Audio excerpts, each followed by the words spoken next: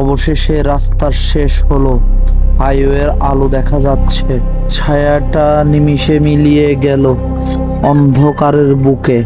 আমি বেঁচে গেলাম, নাকি এটা শুধুই আমার বিভ্রান্তিত ছিলাম? এটা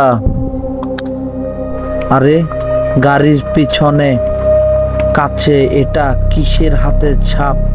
আরে, এখনো মনে হচ্ছে অন্ধকার রাস্তাটা আমার পিছু ছাড়েনি। ওটা হয়তো আমার এখনো গাড়ির ভেতরেই কোথাও লুকিয়ে আছে। ও আল্লাহ, বাঁচাও, আমাকে বাঁচাও।